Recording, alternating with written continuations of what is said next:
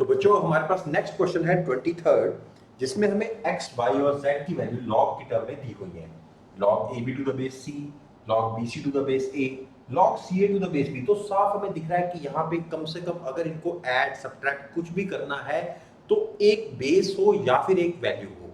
तो यहाँ पे log abc बनाने के लिए हम यहाँ पे क्या करेंगे, 1 प्लस एक्स निकालेंगे। देखिए 1 प्लस एक्स को हम लिख सकते हैं, 1 को हम लिख सकते हैं log c to the base c plus x तो हमारे पास है ही है log ab to the base c। तो ये दोनों ऐड होने पे क्या बनते हैं, log abc to the base c। तो 1 प्लस एक्स की ये वैल्यू है। इसी तरह से 1 प्लस y की वैल्यू आएगी log abc to the base a, और 1 प्लस z की वैल्यू आएगी log abc to the base b। अब हम 1 upon 1 plus x and 1 upon plus 1 upon 1 plus y and plus 1 upon 1 plus z की value निकालते हैं, मतलब इनके रेसिप्रोकल्स की वैल्यू निकालते हैं। तो हमने एक बेस चेंजिंग फॉर्मूला किया रेसिप्रोकल्स के लिए। तो 1 अपॉन 1 प्लस x की वैल्यू होगी, देखिए यहाँ पे जब रेसिप्रोकेट आप करोगे तो क्या होगा, ये बेस और ये वैल्यू आपका चेंज हो जाएगा आपस में। तो ये हो जाएगा this log c to the base abc plus 1 upon 1 plus y करोगे तो क्या हो जाएगा log a to the base abc, और जब 1 upon 1 plus ऐड करोगे तो ये हो जाएगा log b to the base abc। Now this can be added because now it is on the same base. Now add करते हैं log को तो क्या बनता है log abc to the base abc जो होता है 1। तो इसमें हमारी option number C is the correct answer. तो 23rd क्वेश्चन का आंसर है ऑप्शन नंबर ए। अब हमारा नेक्स्ट क्वेश्चन है क्वेश्चन नंबर 24। इसमें हमें ए मैट्रिक्स दिया गया है, बी मैट्रिक्स दिया गया है और सी मैट्रिक्स दिया गया है। तीनों का एक रिलेशन है a into B equal to C. तो a इंटू बी दोनों का प्रोडक्ट करने से हमें रिलेशन मिलता है दैट 2x प्लस वाई, और यहाँ पे इक्वेट करने से c के साथ equal to 3। Similarly 3x plus y equal to 2। यहाँ से x और y की वैल्यूज निकल आएंगी। फिर हमें निकालना है डिटर्मिनेंट ऑफ a। तो डिटर्मिनेंट ऑफ a कैसे निकलेगा, x और y की वैल्यूज यहाँ प्लेस करने से डिटर्मिनेंट बनेगा जिसकी वैल्यू आएगी -14। तो इसकी ऑप्शन है option number B. So question number 24 का आंसर है ऑप्शन बी। सो 25th क्वेश्चन में हमें दिया गया है 1.5 is less than equal to x less than equal to 4.5, और हमें कुछ कंडीशंस है उनमें से बताना है कौन सी सही है। तो ये है 3/2 less than equal to x less than equal to 9/2। तो अब हम दोनों को अलग अलग करके थोड़ा सिंप्लीफाई कर सकते हैं। जब इसको लेके जाएंगे 2x माइनस 3 एक फैक्टर बनेगा which is greater than equal to 0, और जब हम इधर इन दोनों को इक्वेट करेंगे तो हमें एक इक्वेशन मिलेगी 2x minus 9 is less than equal to 0। मतलब एक फैक्टर जो है वो ग्रेटर देन 0 है और दूसरा लेस देन 0, एक पॉजिटिव है और एक नेगेटिव है। हाँ 0 दोनों हो सकते हैं। अब दोनों का हमें प्रोडक्ट पूछा गया है कि वो पॉजिटिव है या नेगेटिव है। 2x minus 3 into 2x minus 9 के बारे में पूछा गया है कि पॉजिटिव है, नेगेटिव है, या सिर्फ स्ट्रिक्टली पॉजिटिव और स्ट्रिक्टली नेगेटिव है। तो ये कैसा हो सकता है, एक पॉजिटिव और नेगेटिव की वजह से ये लेस देन भी हो सकता है और इक्वल टू भी 0 हो सकता है। तो इसकी ऑप्शन है डी। सो क्वेश्चन नंबर 25 का आंसर है डी। अब नेक्स्ट क्वेश्चन है क्वेश्चन नंबर 26। काफी स्ट्रेट फॉरवर्ड क्वेश्चन है। अगर आपको पता है लॉग का ग्राफ कैसा होता है for the base less than 1, तो ये ग्राफ बहुत सिंपल सा ऐसा होता है। आपको दिख रहा है ये स्ट्रिक्टली डिक्रीजिंग फंक्शन है। तो यहाँ पे 2x और y अलग अलग सेम वैल्यू लेने से ये ग्रेटर नहीं आ सकता, तो रिफ्लेक्सिव ये नहीं है और सिमेट्रिक भी नहीं है। बिकॉज अगर आप दो वैल्यूज x और y यहाँ पे लोगे तो log x और log y की वैल्यूज, अगर log x log y से बड़ा है तो log y log x से बड़ा नहीं है, तो इसलिए सिमेट्रिक भी ये नहीं है। बट ट्रांजिटिव ये होगा। अगर हम तीन वैल्यूज लेते हैं x, y और z, तो तीन वैल्यूज ऑफ log आएंगी आपके पास log x, log y और log z। आप देख सकते हो अगर log x log y से बड़ा है और log y log z से बड़ा है तो log x भी log z से बड़ा है, तो मतलब ये ट्रांजिटिव है। तो यहां पे हमारे पास option number C is correct. तो क्वेश्चन नंबर 26 का option C is the correct one. चलिए नेक्स्ट क्वेश्चन है क्वेश्चन नंबर 27। इसमें हमें एक डिटर्मिनेंट दिया गया है सॉल्व करने के लिए, जिसमें बहुत सारी आयोटास की बड़ी पावर्स हैं जो हम जानते हैं। Iota square is -1, iota cube is -iota, iota raise to 4 is 1, ये इस तरीके से आप पुट करके इसका डिटर्मिनेंट निकाल सकते हो डायरेक्ट, तो ये आएगा -4 आएगा, जो कि ऑप्शन नंबर है डी। तो क्वेश्चन नंबर 27 का आंसर है डी। तो बचे हमारा नेक्स्ट क्वेश्चन है क्वेश्चन नंबर 28। बहुत ही स्ट्रेट फॉरवर्ड क्वेश्चन था, ए और बी दे रखा है, बहुत सिंपल प्रोडक्ट आपको बताना है ए और बी का।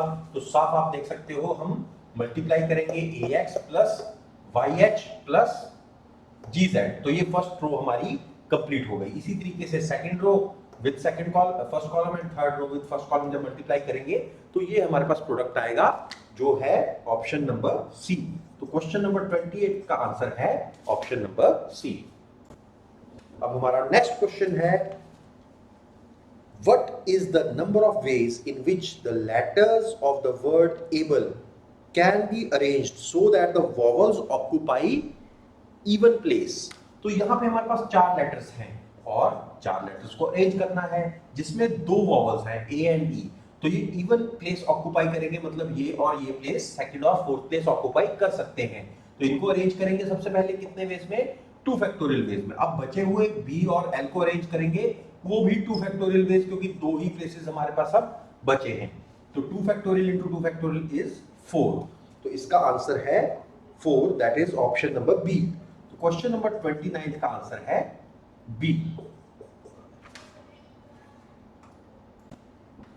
नेक्स्ट क्वेश्चन थोड़ा ट्रिकी क्वेश्चन है, what is the maximum number of points of intersection of 5 non overlapping circles? अगर ओवरलैप हो जाएंगे तो इनफाइनाइट पॉइंट्स ऑफ इंटरसेक्शंस आ जाएंगे, पर ये नॉन ओवरलैपिंग सर्कल्स है, इंटरसेक्ट जरूर कर रहे हैं। तो अगर हम देखें यहाँ पे एक सर्कल दूसरे सर्कल के साथ 2 पॉइंट्स पे इंटरसेक्ट करता है, तो जो पॉइंट्स होंगे वो डबल हो जाएंगे। कितने? 5 सर्कल्स में से हर एक में से हमें 2 पॉइंट ऑफ इंटरसेक्शन चाहिए। तो 5C2 मतलब 2 सर्कल्स अगर आपस में जुड़ेंगे, 5 में से 2-2 सर्कल्स आप सिलेक्ट कीजिए, that is the way we can select it in the ways 5C2, और हर सर्कल के 2 पॉइंट ऑफ इंटरसेक्शन होंगे। तो ये total number of points of intersection आ गए 2 × 5 × 4/2, दैट इज 10 × 2 20। तो 20 पॉइंट्स ऑफ इंटरसेक्शन आपके पास होंगे, which is option number C. तो क्वेश्चन नंबर 30 का है ऑप्शन सी। क्वेश्चन नंबर 31 बहुत ही स्ट्रेट फॉरवर्ड क्वेश्चन था, आपको दिया गया है what is the modulus of a complex number cos theta plus iota sin theta upon cos theta minus iota sin theta. तो मैंने आपको क्लास में भी शॉर्टकट बताया है इसका, कि जब भी ऐसा कोई क्वेश्चन आए तो मॉड्यूलस ऊपर वाले का अलग लीजिए, नीचे वाले का अलग, जितने भी फैक्टर्स हो सबका मॉड्यूलस अलग लीजिए। ऊपर वाले का मॉड्यूलस कितना आता है, cos के थीटा प्लस sin के थीटा, दैट इज 1, और नीचे डिनोमिनेटर में भी मॉड्यूलस कितना है, 1। तो इसका आंसर आ गया 1। तो option number B is the correct answer. तो 31 का ऑप्शन है ऑप्शन नंबर बी।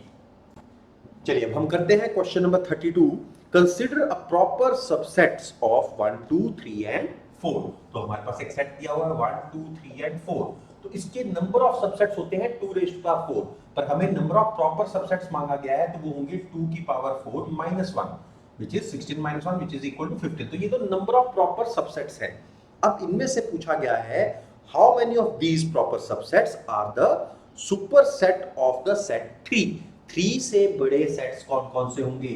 तो इन 15 में से एक 5 को निकाल दीजिए, अकेले 1 को निकाल दीजिए, 2 को निकाल दीजिए, अकेला 3 और अकेला 4 इनको निकाल दीजिए, फिर 1 2 को निकाल दीजिए, 1 3 को और सॉरी 1 2 को, 1 4 को और 2 4 को, इनको आप निकाल दीजिए इसमें से। तो आपके पास जो प्रॉपर सबसेट्स बनेंगे अब वो सुपर सेट ऑफ 3 बनेंगे। तो कौन कौन से रह गए आपके पास 15 में से? इनको 1 2 3 4 5 6 7 8 8 को निकाल दीजिए, तो आपके पास कितना आंसर आएगा? 7। तो 7 प्रॉपर सबसेट्स वो हैं जो 3 सेट के सुपर सेट्स होंगे। तो इसकी ऑप्शन नंबर सी। तो क्वेश्चन नंबर 32 का आंसर है ऑप्शन सी। चलिए अब नेक्स्ट क्वेश्चन हमारे को दिया हुआ है कि P Q R are 3 distinct positive real numbers and the determinant P Q R Q R P and Q P R P Q। एक डिटर्मिनेंट है 3/3 का, then which of the following is correct? D less than 0 है या D less than equal to 0 है, ये आपको options दी गई हैं। तो जब आप इस डिटर्मिनेंट को सॉल्व करेंगे तो इसकी वैल्यू आएगी 3PQR - PQ + QQ + RQ। अब आपको देखना है कि ये पॉजिटिव है या नेगेटिव है। हम जानते हैं अगर 3 पॉजिटिव रियल नंबर्स हमें दिए गए हैं, डिस्टिंक्ट नंबर्स, तो उनका am उनके gm से बड़ा होता है। तो हम अगर नंबर्स लेते हैं p cube plus q cube plus r cube divide by 3, ये 3 नंबर्स का am है, तो इसका gm क्या होगा, cube root of p cube q cube and r cube. तो ये p q r आ गया, ये 3 इधर जाएगा तो हमें रिलेशन मिलता है p cube plus q cube plus r cube जो है वो ग्रेटर देन 3pqr है। दैट मींस ये टर्म इससे बड़ी है, दैट मींस ये इससे बड़े होने की वजह से ये टोटल जो डिटर्मिनेंट है ये लेस देन 0 है। Hence the option is option number A. तो इसका आंसर होगा क्वेश्चन नंबर, ये था क्वेश्चन नंबर 33। सो क्वेश्चन नंबर 33 का आंसर है ऑप्शन ए। तो बच्चों हमारे पास क्वेश्चन नंबर 34 है, what is the sum of last 5 coefficients in the expansion of 1 plus x raised to the power 9 when the expanded in ascending order of x। चाहे हम पहले 5 coefficients का सम ले ले चाहे आखिरी 5 का सम ले ले, it will be same।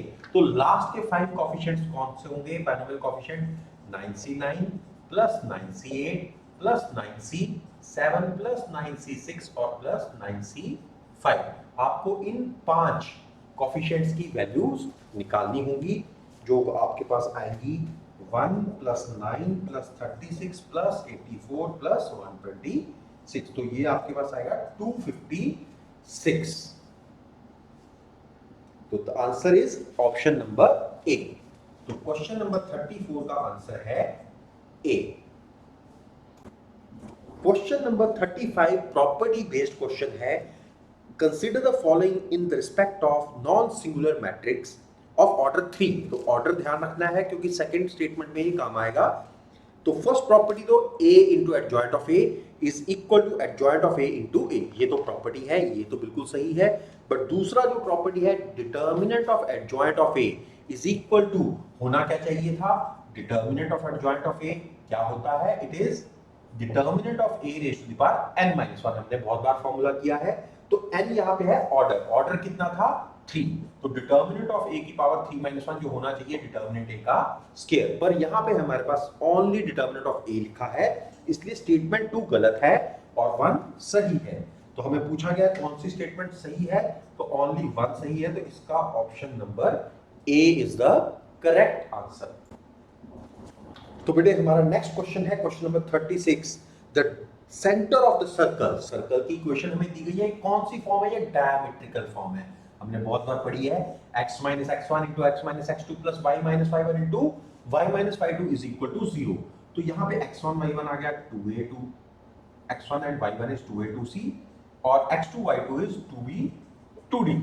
तो इनका सेंटर हमें निकालना है, वो क्या होगा, वो होगा 2a plus 2b by 2 is a plus b and c plus d। तो ये हमारा ऑप्शन था, ऑप्शन नंबर सी। तो क्वेश्चन नंबर 36 का option C is the correct answer. So question number 37 में दिया गया the point 1, -1 is one of the vertices of a square. एक वर्टिसेस हमें दी गई है, एक वर्टेक्स दी गई है स्क्वायर की, और हमें दिया गया है and the equation of one of the diagonal of the square is 3x + 2y = 5। अब पहले तो ये चेक करें कि ये पॉइंट का इसके ऊपर लाइक कर रहा है, मतलब ये वाला डायगोनल दिया गया है कि ये वाला डायगोनल दिया गया है। जब हम x को 1 और y को -1 डालते हैं तो सेटिस्फाई नहीं करता, मतलब ये वाला डायगोनल हमें नहीं दिया गया है, हमें दूसरे वाला डायगोनल दिया गया है। और आपको पता होगा कि डायगोनल्स ऑफ स्क्वायर कैसे होते हैं, परपेंडिकुलर टू ईच अदर होते हैं। तो अगर ये वाले की इक्वेशन निकालनी है तो हमने एक मेथड सीखा हुआ है इसका, 3x और 2y है, इसके कोएफिशिएंट्स को इंटरचेंज करें तो ये वाले डायगोनल की इक्वेशन आएगी 2x - 3y = some constant k। अब वो k निकालना है तो उसके लिए x को 1 और y को -1 डाल दो, तो k की वैल्यू कितनी आ गई 5। तो इक्वेशन ऑफ अदर डायगोनल क्या है, 2x - 3y = 5। तो ये है ऑप्शन नंबर सी। तो क्वेश्चन नंबर 37 का है answer option number C. Question number 38 बहुत ही स्ट्रेट फॉरवर्ड आपका एलिप्स की स्टैंडर्ड इक्वेशन के ऊपर बेस्ड है। सबसे पहले तो हमें स्टैंडर्ड फॉर्म में इसको ले आते हैं, x² बाय, जब 400 से डिवाइड करेंगे तो ये बन जाएगा x² bye 16 plus y² bye 25 = 1। तो हमें ये पता चल गया कि ये कैसा एलिप्स है, ये कुछ ऐसा एलिप्स है। जिसमें ये पॉइंट्स आपको वर्टिसेस के पॉइंट्स दिए गए हैं और ये भी आपको पता है कितने हैं। तो ये वाले आपका डिस्टेंस आ गया यहाँ पे 5 0,5 -5 और ये पॉइंट आ गया 0,5 और ये आ गया 0,4 सॉरी 4,0 एंड दिस इज -4,0 और यहाँ पे जो पॉइंट्स है 0,3 और 0,-3। तो हमने सारा एलिप्स को कंस्ट्रक्ट कर लिया है। हमें कोई भी पॉइंट P दिया गया है जिससे सम ऑफ द फोकल डिस्टेंसेस पूछे गए हैं। तो आपको पता है PF1 प्लस PF2 किसके बराबर होता है?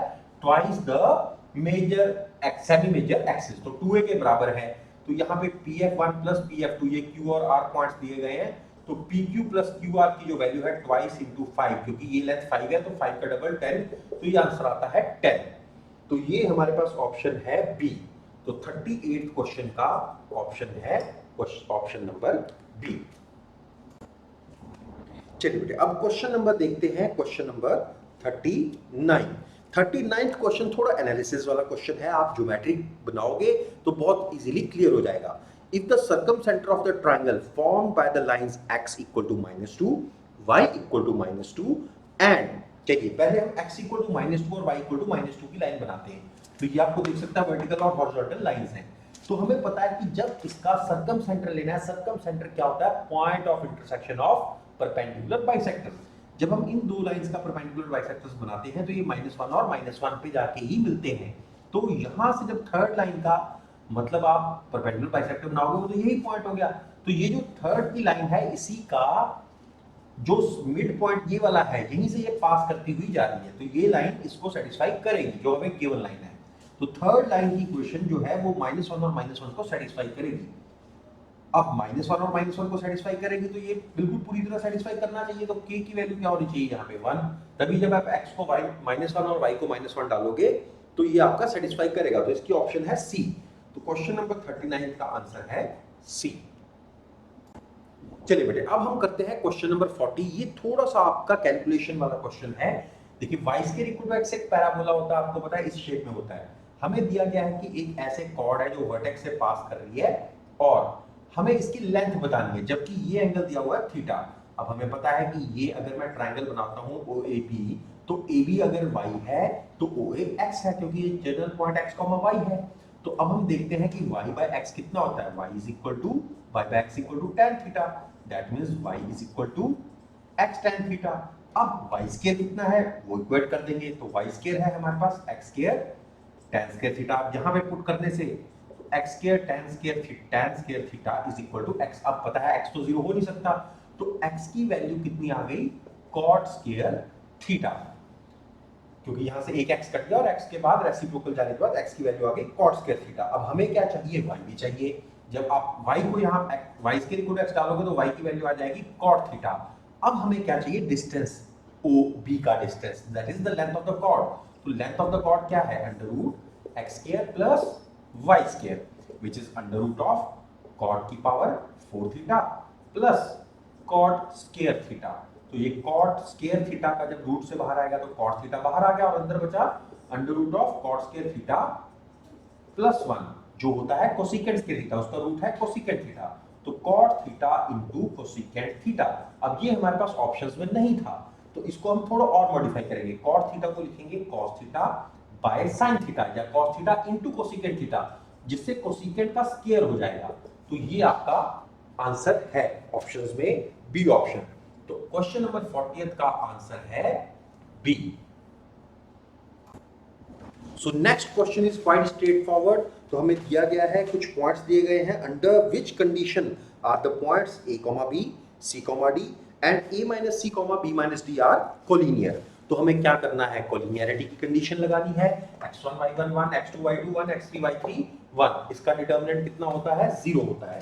जब हम इसे सिंपलीफाई करेंगे डिटर्मिनेंट को, तो हमारे पास कंडीशन आ जाएगी BC equal to BA, which is the required answer. तो ये ऑप्शन है हमारे पास, ऑप्शन नंबर सी। तो क्वेश्चन नंबर 41 का आंसर है ऑप्शन सी। अब हम क्वेश्चन नंबर 42 करते हैं। ये बहुत ही इंटरेस्टिंग क्वेश्चन है। ये एक्चुअल में आपका 10th क्लास का क्वेश्चन है। It is surprise that they have put this question in NDA exam, which is UPSC level exam. तो इन अ ट्रायंगल ABC आपको D एंड E दो मिड पॉइंट्स दिए हुए हैं ट्रायंगल के डी और ई, जिसमें आपको दिया गया है कि साइड ए बी और ए सी के ये मिड पॉइंट्स है, then what is the length B C.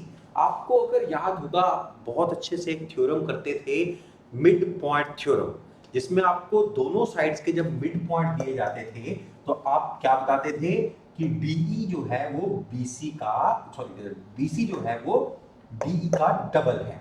That means एक तो डी और ई पैरेलल है बीसी के और दूसरा इसका बीसी की वैल्यू डबल है। तो दैट मींस हमें डीई का सिर्फ लेंथ निकालनी है, उसका डबल करना है, वो हमें बीसी देगा। तो 9th या 10th क्लास का ये क्वेश्चन था जो हमें एनडीए में मिला है। तो इट इज मैं कह सकता हूँ बहुत लकी हैं बच्चे, पर मुझे नहीं पता कुछ बच्चों ने अपने दिमाग के घोड़े कहाँ तक दौड़ा दिए होंगे इस क्वेश्चन में, पर otherwise it is a very simple question. DE की लेंथ आपने निकालनी है 5 minus 2 that is 3 square plus 9 था 9 माइनस 4 स्क्वायर, तो ये आपका 5 आ गया। तो 5 का डबल किया तो बीसी की लेंथ आ गई 10। सो ये है ऑप्शन नंबर बी। तो क्वेश्चन नंबर 42 का option number B is the correct answer. चलिए हम नेक्स्ट क्वेश्चन करते हैं, क्वेश्चन नंबर 43। इसमें दिया गया है if the foot of perpendicular drawn from the point 0, k to the line 3x minus 4y minus 5 equal to 0 is 3, 1, then what is the value of k। तो हमें दिया गया ये फुट ऑफ परपेंडिकुलर है 3, 1, 0, k से point लिया है, तो इसकी स्लोप और इसकी स्लोप का प्रोडक्ट कितना होगा, -1 होगा। तो k -1 अपॉन 0 -3 इंटू इसकी स्लोप है -3 by -4 which is 3/4, it is equal to -1। तो यहाँ से हम k की वैल्यू निकाल लेंगे। सो 3 टाइम्स k -1 अपॉन -3 भी कट जाएगा, तो ये -1 इक्वल्स टू -4, तो माइनस भी कट जाएगा, तो k की वैल्यू आती है 4 + 1 दैट इज 5। तो ये ऑप्शन है हमारे पास सी, दैट इज 43rd का option C is the correct answer. So हमारा नेक्स्ट क्वेश्चन है 44, what is the obtuse angle obtained when between the lines whose slope is 2 minus root 3 and 2 plus root 3। तो हमारे पास m1 और m2 दिया हुआ है, हम यहाँ पे क्या लगाएंगे, tan थीटा वाला फॉर्मूला लगाएंगे which is m1 minus m2 upon 1 plus m1 m2। Mod नहीं लगाते, यहाँ पे जो प्लस माइनस में वैल्यूज आएंगे उसमें से नेगेटिव वाली वैल्यू हम लेंगे।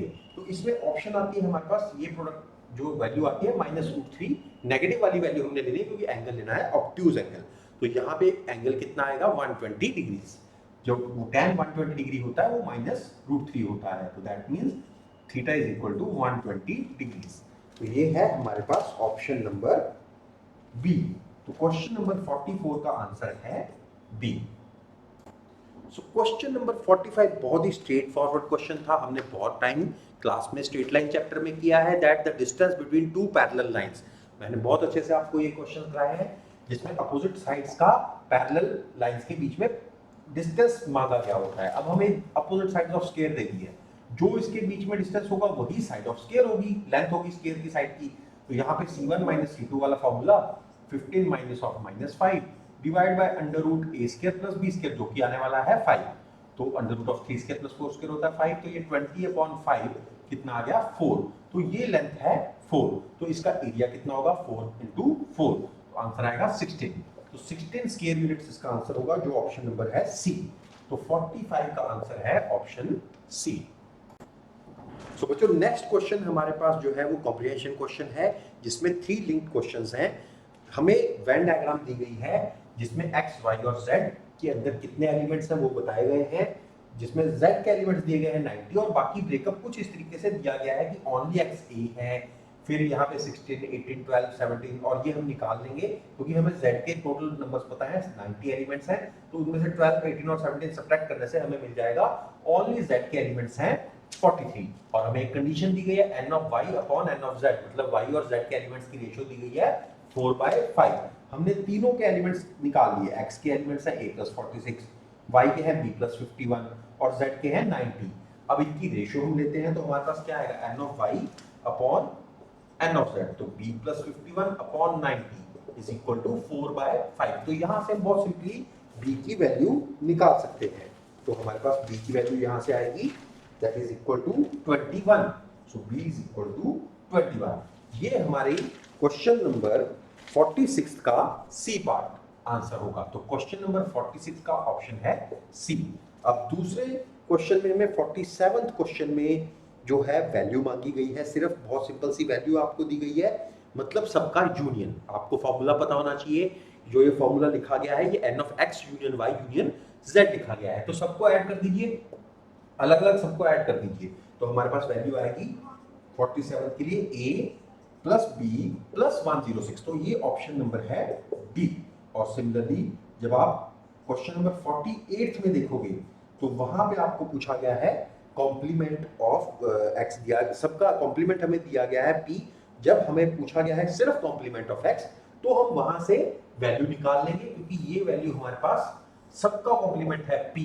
अब x का कॉम्प्लीमेंट में p plus this b plus 17 plus 43 आएगा, तो जो वैल्यू आएगी p प्लस b प्लस 60 आएगी, और ये ऑप्शन नंबर है a। तो ये आपका सिर्फ वेन डायग्राम से ही सॉल्व हो जाने वाला क्वेश्चन था। चलिए जब हम नेक्स्ट कॉम्प्रिहेंशन क्वेश्चन करते हैं, जिसपे बेस्ड दो क्वेश्चंस हैं, 49th और 50th। देखिए थोड़ा सा इसमें कैलकुलेशन है that tan 3a by tan a हमें दिया गया है k, और हमें k tan स्क्वायर a की वैल्यू मांगी गई है k की टर्म में, मतलब साफ है कि हमें सब कुछ tan a में लाना होगा। तो tan 3a का फॉर्मूला हम लगाएंगे 3 tan a minus tan cube a upon 1 minus 3 tan square a, और डिनोमिनेटर में tan a पहले ही मौजूद है। जब इसको सिंप्लीफाई करेंगे क्रॉस मल्टी, अब सब tan a में आ गया है, तो tan स्क्वायर a की वैल्यू जब हम क्रॉस करेंगे इसको, तो वो आएगी k minus 3 upon 3k minus 1, जो ऑप्शन नंबर बी है। तो क्वेश्चन नंबर 49 का option B is the correct answer. अब हमें सेकंड पार्ट में पूछा गया है कि for real values of tan a k can not lie between. अब अगर tan a की रियल वैल्यूज हैं तो tan स्क्वायर a पॉजिटिव है या फिर जीरो हो सकता है, बस यही हो सकता है कंडीशन, वही हम यहाँ पे इंपोज कर देंगे that k minus 3 upon 3k minus 1 जो है ये ग्रेटर देन इक्वल टू 0 है। तो दैट मींस हमारे पास जो वैल्यूज हैं, देखिए क्रिटिकल पॉइंट्स कौन से आते हैं 1/3 और 3, तो 1/3 और 3 के बीच में ये लाई करेगा, बट 3 नहीं हो सकता, सॉरी 1/3 नहीं हो सकता, बिकॉज आपको पता है कि डिनोमिनेटर 0 नहीं हो सकता। ठीक है, तो बट यहाँ पे हमें सिर्फ बिटवीन बोला गया है, तो 1/3 and 3 is the correct option. This is option number A. Question number 50th का आंसर है ऑप्शन ए। तो आप देख सकते हैं बेटे पेपर बहुत लेंथी है बट मुश्किल नहीं है। अगर आपके बेसिक फंडामेंटल क्लियर हैं तो ये पेपर आपका बहुत इजीली हो सकता है।